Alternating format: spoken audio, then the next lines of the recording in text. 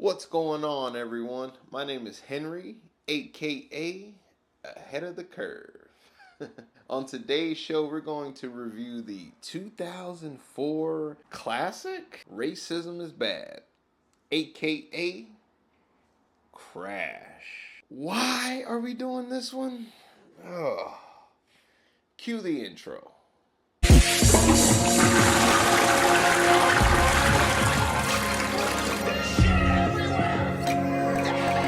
Before we go any further, please do me a favor, people. Hit the like button, leave a comment, and subscribe for more. This is the third video that we've done since the recent rebrand, and hey, I just need you to know we're here to stay. We're not going anywhere. If anything, we're doubling down on videos. So stay tuned, and if you're a returning viewer, thank you so much. Now that the homework is out the way, let's read the plot synopsis via Wikipedia. Let's see here. Crash 2004.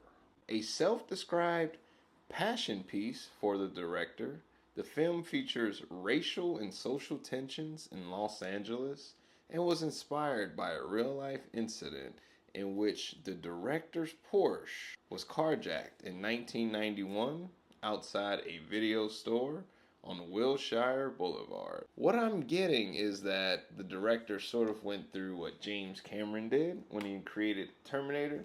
I believe it was based off of a fever dream or a nightmare he had, and it inspired him to make this film. Long story short, the director of Crash sort of went through his own version of that. And while we're using movies as props, let me say ahead of time, I apologize, people, but this review is going to kind of seem like Pulp Fiction. Even if I was to take my time and make this video over an hour, I still don't think I could properly go through all the story threads, and frankly, I don't want to. But yeah, long story short, it's gonna be some Pulp Fiction shit, and hey, that's just the way it is. Don't blame me, blame Crash. People, let's begin. Fucking black people, huh? What did you just say? I'm not gonna list every single person in the film, but trust me, the cast extremely stacked, which is a common occurrence on this series, The Shit Show. I feel like that's always a pro I have to get out of the way first. So who knows? We might be moving past that point someday where I'm like acknowledging the talent that they have. I don't know. It kind of feels like I'm giving away a free pro to a shitty movie. And if it wasn't a shitty movie, it wouldn't be on The Shit Show. Off the top of my head, we've got Brendan Fraser, Sandra Bullock, Ludacris, Ryan Phillippe, Terrence Howard, Tandy Wade Newton, Lorenz Tate, Loretta Devine, Matt Dillon. There's also Jennifer Esposito, who I had a huge crush on back in the day. Don Cheadle.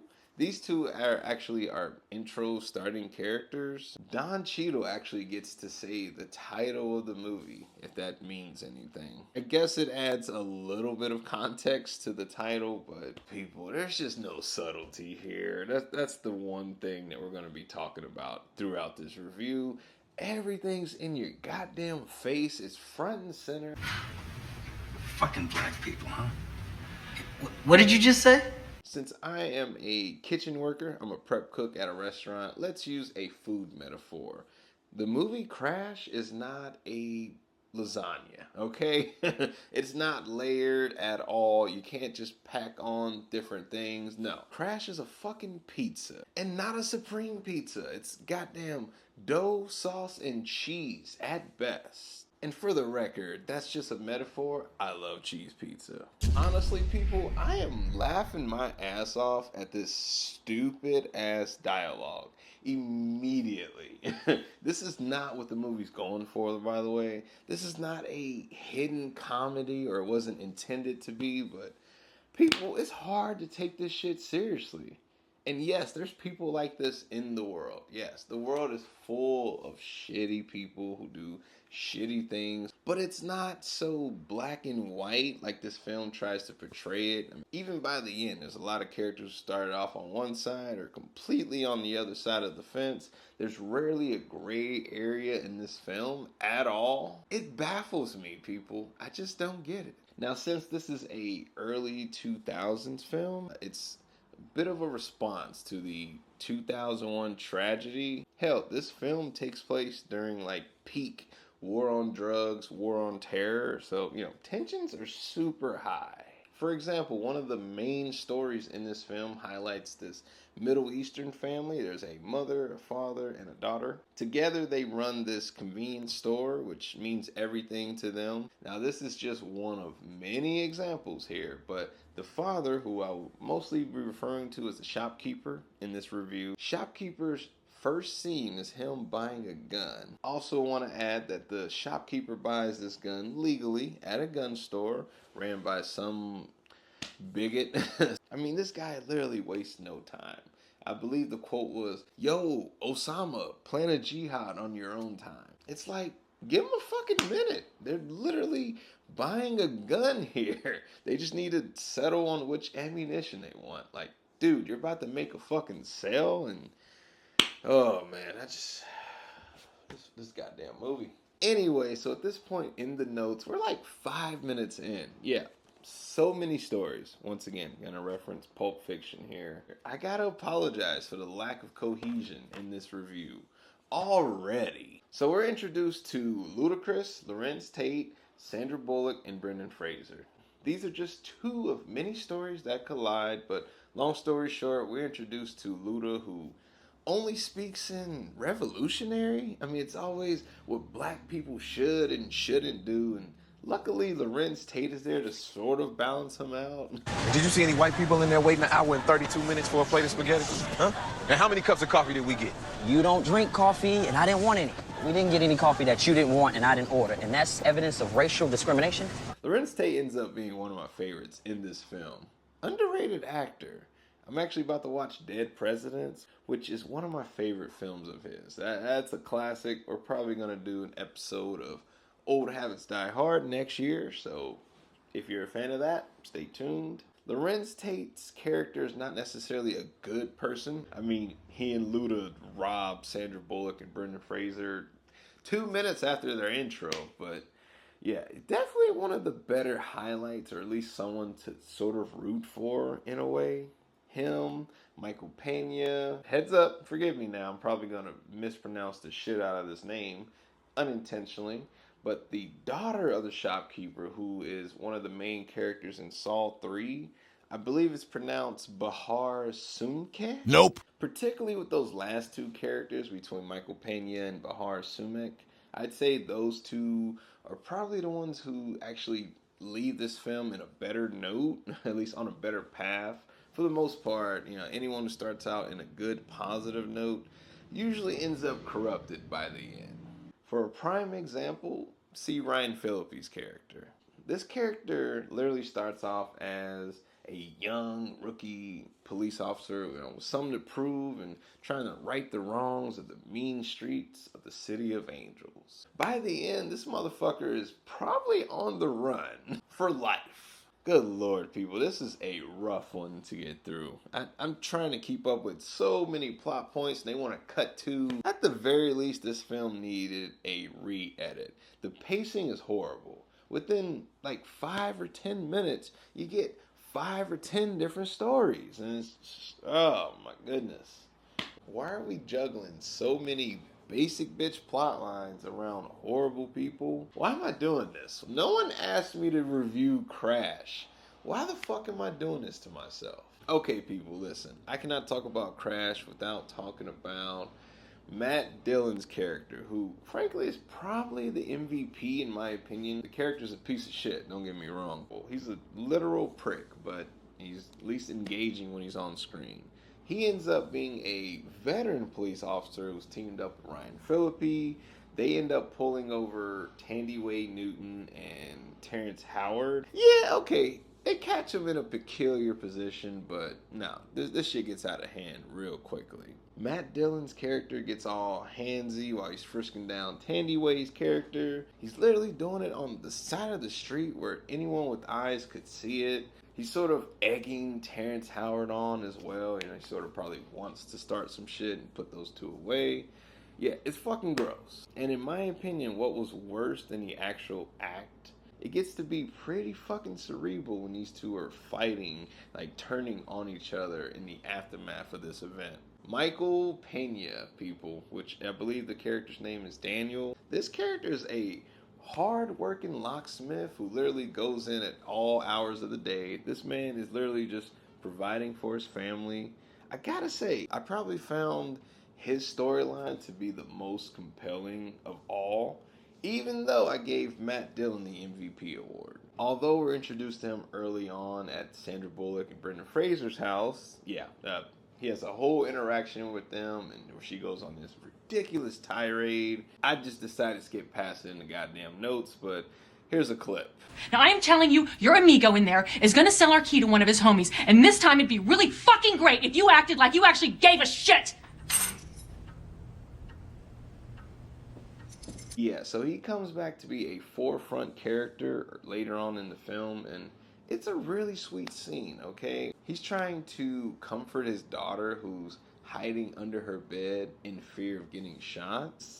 This is deep shit that I think anyone with a kid, or fuck, even pets at this point, should have a dog, and this is something I'm terrified of. No, I learned early on, bullets do not have a name. And since he's a good parent, he tries to do this bullshit logic where he has this invisible cloak he had tied around his neck. Long story short, this is something you do to make them feel better, make them feel like they're, standing on fucking marshmallows and the world isn't scary and dangerous. I understand that, and this scene really meant a lot to me. Especially considering I was about 10 or 11 at this time, and where we lived, it was nice when we moved, but around this time I feel like it was starting to get a little out of control. Long story short, the idea is awesome and it has a lot of significance in this movie. Outside of a few performances in this film, I'm going to say the biggest pro to this film, which, it's the message. It's been obvious the entire time. Racism is bad, and you never know what people are going through. Even the pricks out there, usually there's sort of a reason or a motivation behind it, not saying it's right. Even when the film decides to show humanity to characters that don't really deserve it based off some of their previous scenes. For example, Matt Dillon's character, the horrible, racist, handsy policeman, his father's going through some horrible urinary infections where he's just stuck on the toilet late night, can't sleep, and can't piss. Yeah, he's fucking miserable. And I'm not justifying that character's actions for what he does on the job, but at least it sort of adds a little bit of context for why he's such a piece of shit. And yet, they are going to redeem this character, people. At some point in the film, Tandy Wade Newton's character, after another fight with her husband, she ends up getting into a horrible accident. I'm sorry. A crash. You get it? The movie's called Crash. They try to redeem the character by having him rescue her and just in the nick of time as well. I mean, hell, he even asked for her permission to save her at one point. Bravo for that. Redeem yourself. Don't be a horrible dick. I get that, people, but I don't think that this film is, I just don't think that they're doing it the right way. And they have them weirdly intimate. She's like right fucking here, and they're like smelling each other's breath. Sure, it was heroic, but it was goddamn weird. And I just didn't like the way it was shot. That's the last time you see either one of those two, so I guess they're gonna go on to bigger and better things. Frankly, this scene, it lasts too long for its own good. The message was received early on, and we cut out a few moments here and there. I think it could have been played a little better.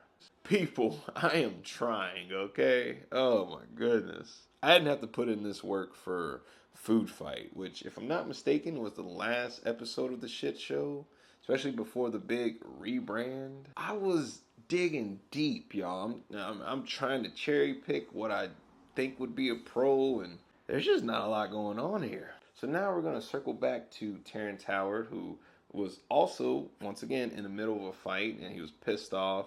He ends up colliding. His storyline crashes into Lorenz Tate and Luda's storyline, who just 5 minutes ago in the film, Luda's talking all revolutionary about how he doesn't rob black people. 5 minutes later, he has a gun up to Terrence Howard's face. These two get into the worst fight I've ever seen while in the car. Look at this shit, people. You get the fuck out of the car! Get out of the fucking car! It's my fucking car! It's my fucking gun! Fuck, it's my gun now! Give me my fucking gun! Luda is the goddamn aggressor behind this. The one with the gun. I'm sorry, where? The one with the gun. And is just getting treated like a bitch. And frankly, people, I think this is the prequel to Hustle and Flow, okay? If you haven't seen Hustle and Flow, stay tuned for 2025. You know what you could do. Boy, what can I do, man? You tell me what I can do, man. You can suck my dick, bitch. Hey, bitch, why don't you suck on this shit, motherfucker? Long story short, this fight is ridiculous, it's stupid, it's unbelievable, but these two are now being pursued by multiple police cars.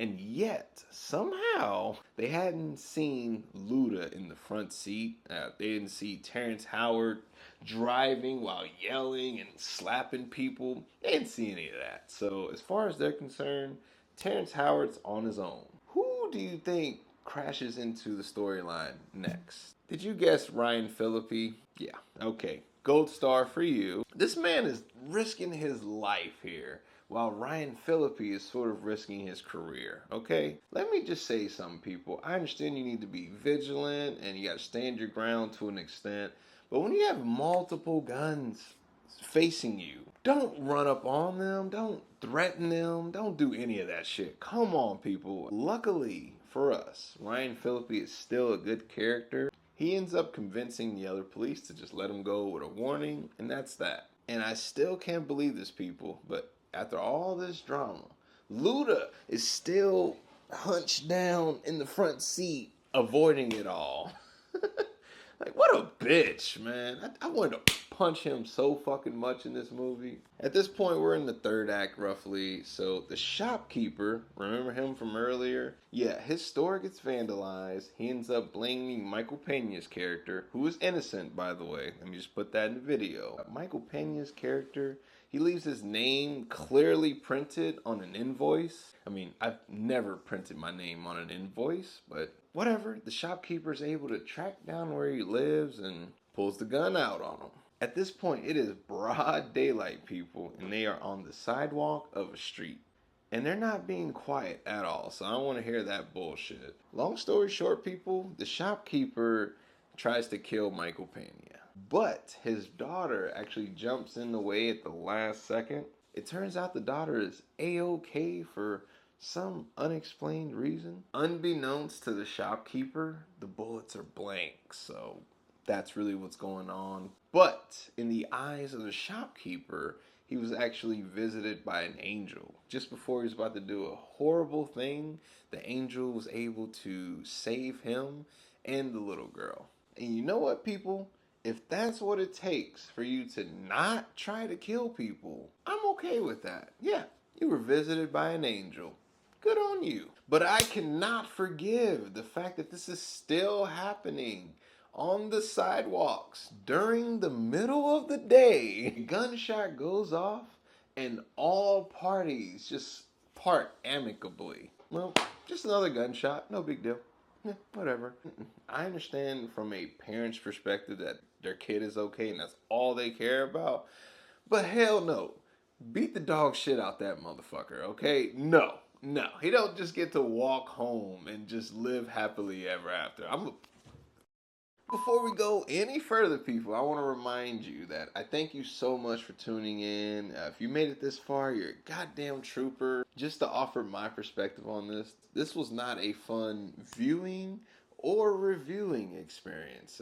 Usually I get a crack out of doing at least one of those, but in this case, I've had 20 years of this film just building upwards within me, and I don't want to be nice to it. It does not deserve it. After that big dramatic scene between Terrence Howard, Ryan Phillippe, and Luda hiding on the side like a little bitch, later on within the same day, Lorenz Tate, who, mind you, was working with Luda the entire film, He ended up being the smarter one between him and Luda. He left early on as soon as the carjacking went south. We cut to him later that night. He's hitchhiking on the side of the road. And what do you know? Ryan Phillippe picks him up, who almost interacted with him hours previously had he not gotten away. So now the cracks are starting to show on Ryan Phillippe's character. Let me just say, so this character picks up a stranger on the side of the road, asks the stranger questions, the stranger answers them politely, and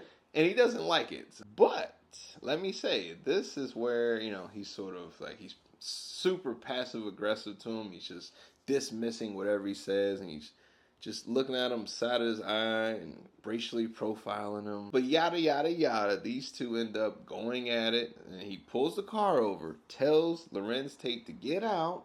Lorenz Tate refuses, and then people, I'm sorry to say this, he reaches in his far right pocket away from Ryan Phillippe, who just warned him. Look, people, I don't want to root for anyone getting shot, okay?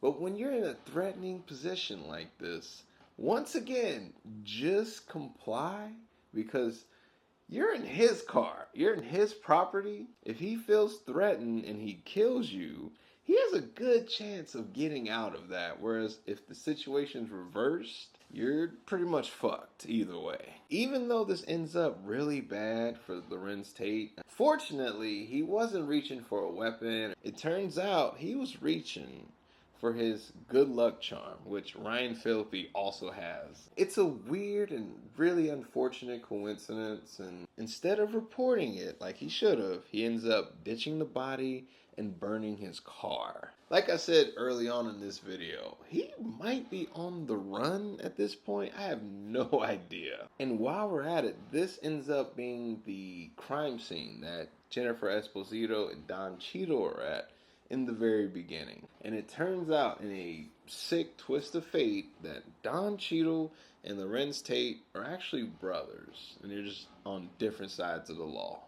Before I go, I want to say Luda actually gets a little bit of a resolution here. So he ends up stealing a van from a man he ran over early on in the movie, which we did not cover at all because there's too many goddamn stories in this film. Shout out to the one who got ran over. This guy turned out to be a decent person who was trying to smuggle in some immigrants. So Luda steals that van, takes it to a chop shop where they discover the immigrants in the back.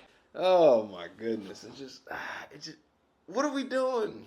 And the owner of the chop shop is, such a piece of shit, of course. He's like, you can keep the van, but leave the people. Luda, who decides to turn over a new leaf after the recent events in his life, he decides he's going to free these people. However, he kind of does it in like the most racist way possible. He ends up taking those poor people in the back of that van to Chinatown. And mind you, it's stated in the film that they are not Chinese. So I assume his heart's sort of in the right place here, but like, come on, man. That's not how you do it, okay? God damn. And they have the nerve, the gall, to end his storyline with him smiling at himself like, yeah, I did all right. I'm a good man now.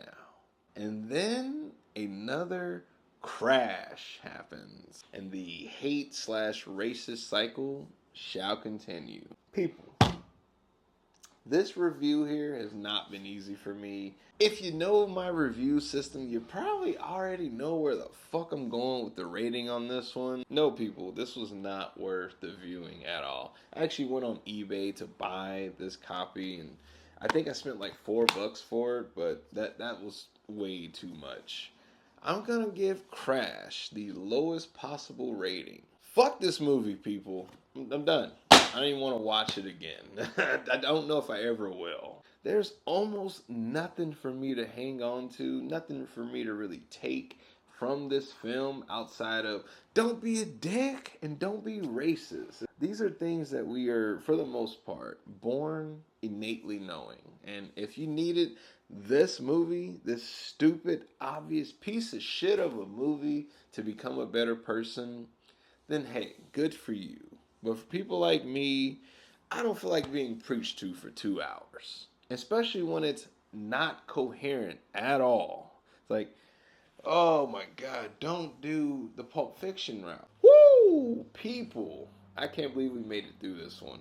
Oh my God, thank you so much for tuning in. I hope you were able to take something out of this video, and I hope it was better for you going through this than it was for me, because yeah, this was rough. With that being said, my name is Henry from Ahead of the Curve, and I'm signing out, y'all. Deuces. Hey, it's me again, the guy from the thing you just watched or fell asleep on, and you know who you are. Either way, I just need to say thank you so much. You deserve a reward. So, there you go. And while we're here, please consider subscribing, leaving a comment, and most definitely check out another video. Perhaps this one right here, or maybe that one over there. The choice is entirely up to you. And that is the Ahead of the Curve promise.